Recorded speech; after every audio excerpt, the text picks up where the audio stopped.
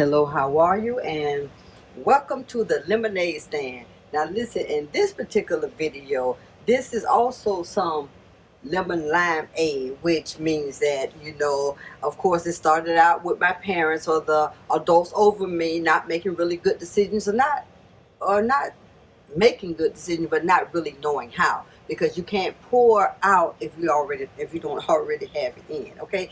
Now, this particular story, it's literacy. Talk about literacy. And the reason why I read my stories, when you see, most of the times I'm going to be reading from my book.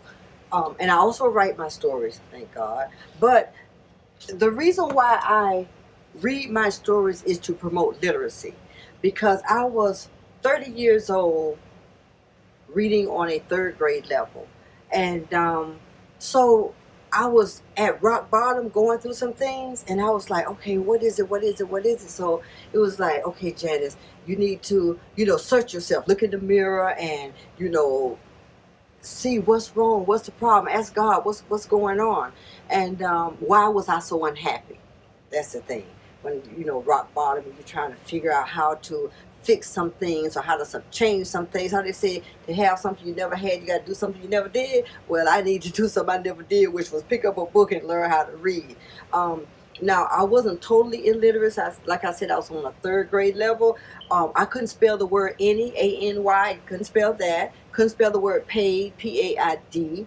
Didn't know how to spell that. And I used to say, be more Pacific instead of be more specific. Now, Pacific is the ocean.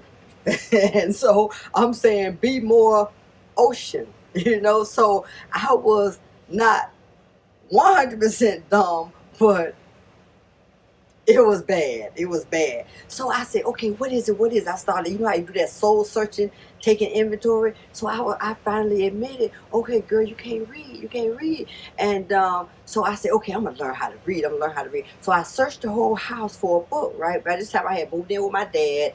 My husband, my new husband, I was newlywed, and he was facing like life in prison.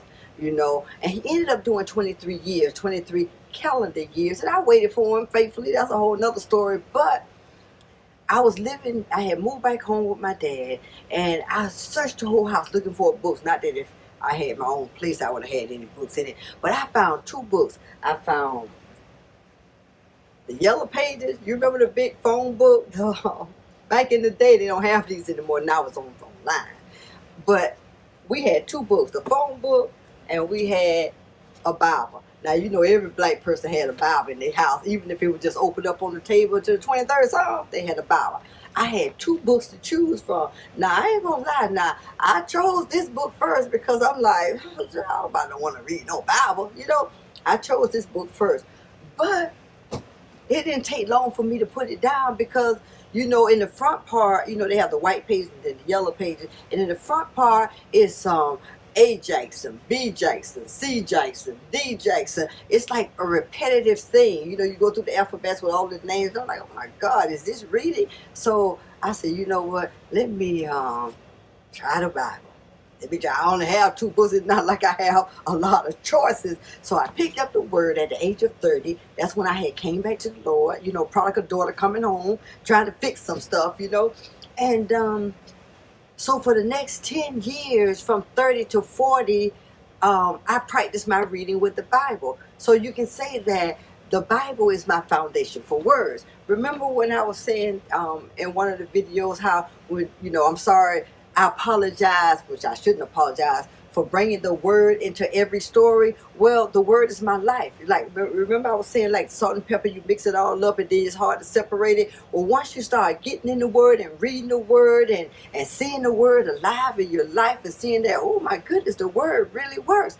When you start seeing that and living that, it becomes like a salt and pepper thing. It's hard to separate the two. So the first 10 years from 30 to 40, you can say the Bible is my foundation for words. And I believe that was done by design because I don't think God wanted me personally getting a lot of other things in my head before he had a chance to build a word foundation in my life. Now, I have gone back to school. Now, at the age of 40, I went and took a, what do you call those classes, like a trade. This is a good time for y'all schools to advertise y'all trade stuff, because, I'm trying to have multiple streams. So, let me say that. If you see me pronouncing a word wrong, or saying, I hope I'm saying that right, it's because when you grow up illiterate, honey, you just take on a whole lot of bad habits of saying Pacific instead of specific, and sometimes it'll slip up. You go back to school and you learn things, but for 40 years, you've been saying Pacific. So even though I know Pacific is wrong, and I know the difference between their THEIR, their books, as opposed to THERE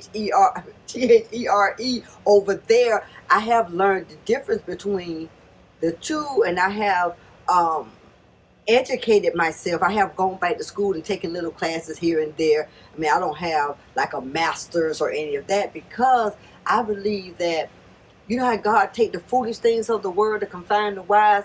I believe I was chosen because, I don't want to say because I'm dumb, but intellectually, as far as, English and, the verbs and the adjectives and all this stuff, honey, don't ask me none of those questions, okay? Look it up online.